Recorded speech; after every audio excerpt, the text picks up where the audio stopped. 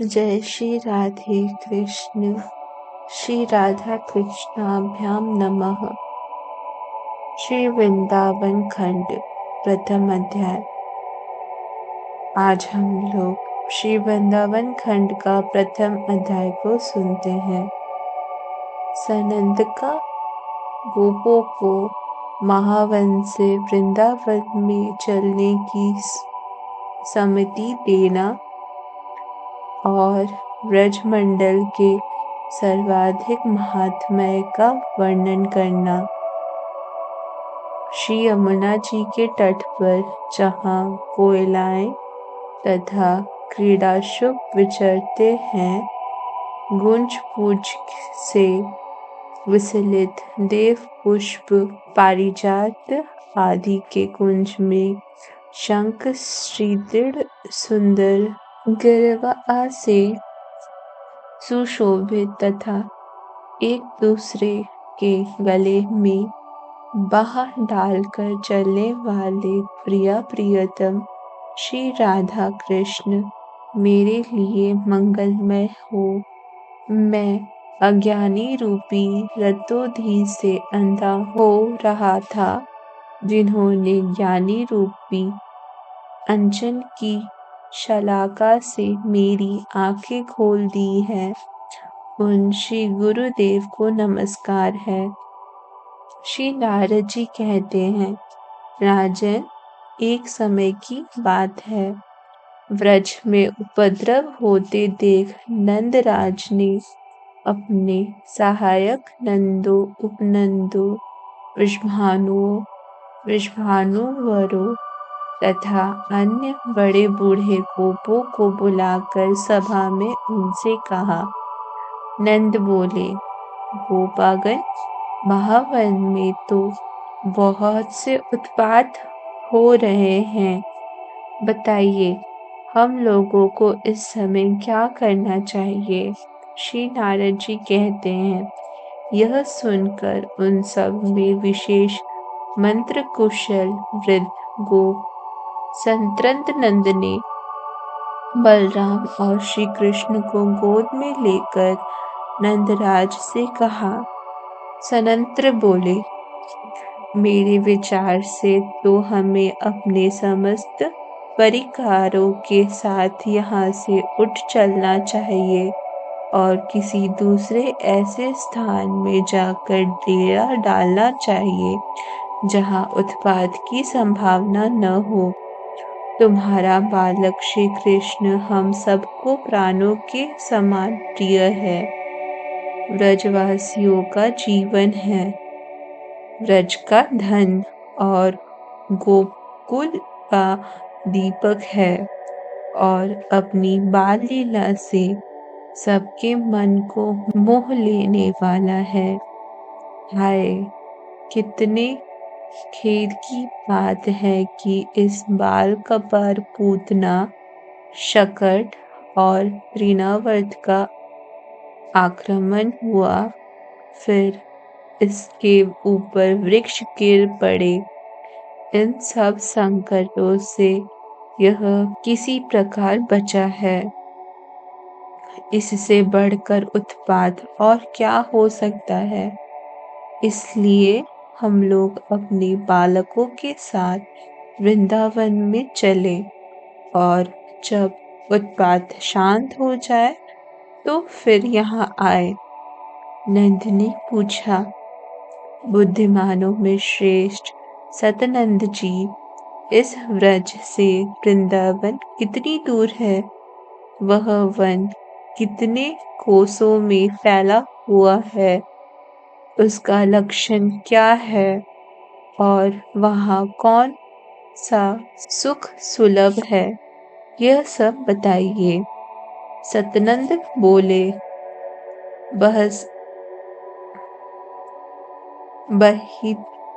बहिष्ठ से ईशान कोण, यदुपुर से दक्षिण और सोनपुर से पश्चिम की भूमि को मथुरा मंडल कहते हैं। मथुरा मंडल के भीतर 20.5 योजन विस्तृत भूभाग को मनीषी पुरुषों ने दिव्य मथुरा मंडल या व्रज बताया है। एक बार मैं मथुरापुरी में वासुदेव जी के घर ठहरा हुआ था। वहीं श्री गर्गाचार्य जी के मुख से मैंने सुना था कि तीर्थराज प्रयाग ने भी इस दिव्य मथुरा मंडल की पूजा की है। तो यूं तो मथुरा मंडल में बहुत से वन हैं, किंतु उन सबसे श्रेष्ठ वृंदावन नामक वन है, जो परिपूर्णतम भगवान के भी मन को हरण करने वाला लीला क्रीड़ा स्थल है। वैकुंठ से बढ़कर दूसरा कोई लोक न तो हुआ है और न आगे होगा।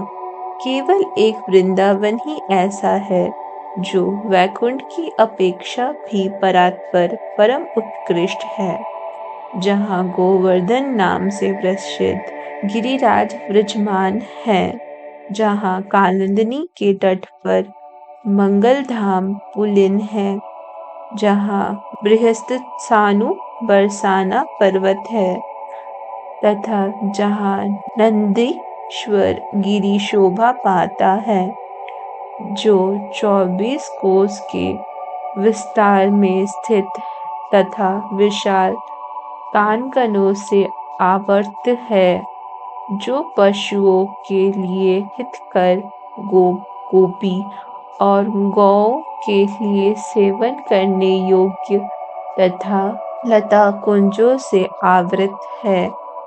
यह मनोहर वन को वृंदावन के नाम से स्मरण किया जाता है। नंद जी ने पूछा, सतनंद जी, तीर्थराज प्रयाग ने कब इस ब्रज की पूजा की है? मैं यह जानना चाहता हूँ। इसे सुनने के लिए मेरे मन में बड़ा कौतूहल, बड़ी उत्कंठा है।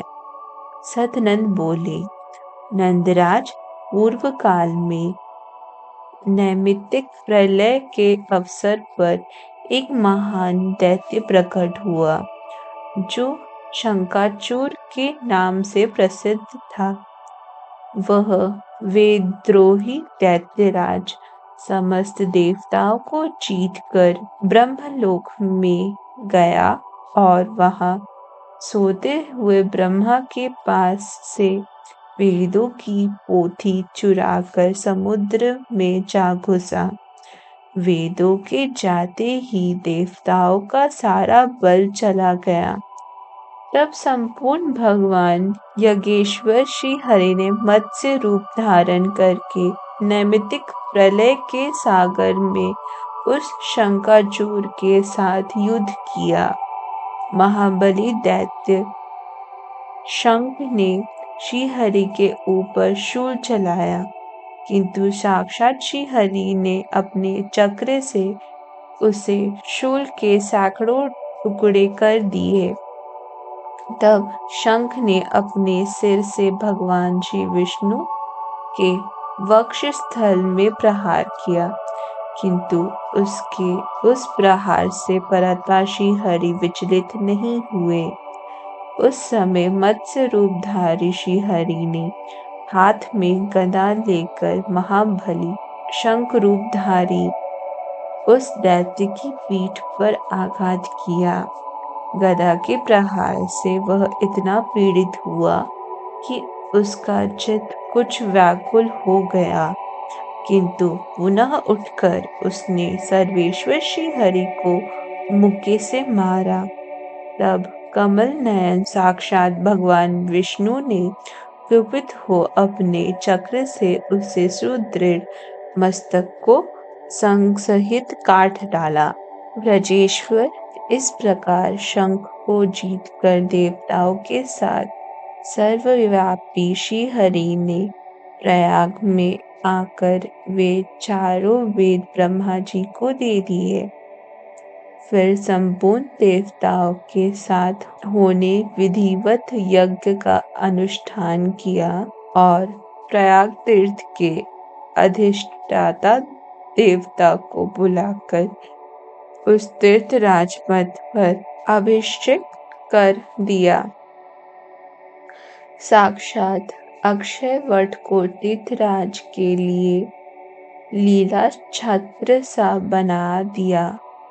मनुकन्या गंगा तथा सूर्यसुता यमुना अपनी तरंग रूपी चामरों से उनकी सेवा करने लगी।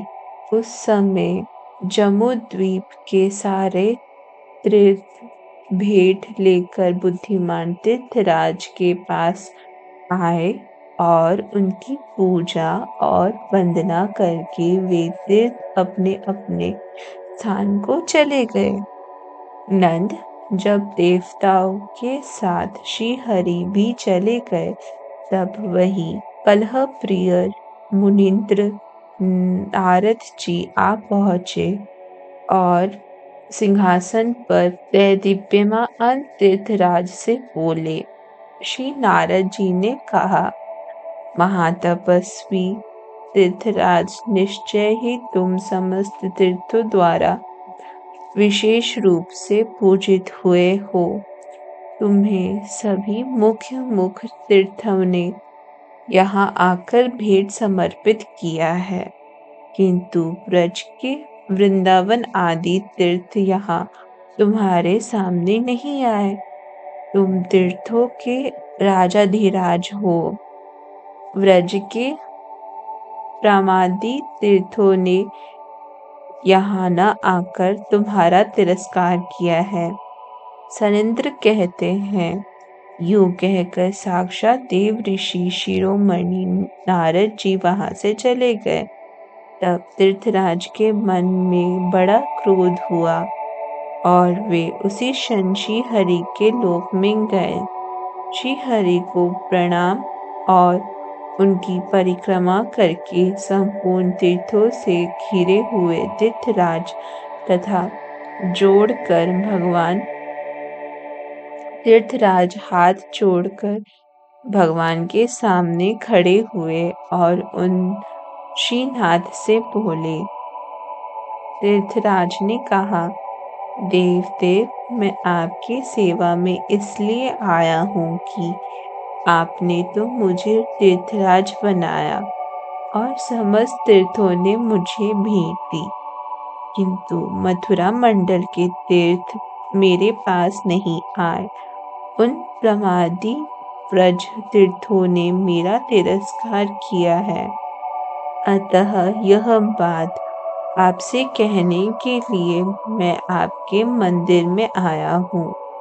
श्री भगवान बोले, मैंने तुम्हें धरती के सब तीर्थों का राजा तीर्थराज अवश्य बनाया है, किंतु अपने घर का भी राजा तुम्हें ही बना दिया हो, ऐसी बात तो नहीं हुई है।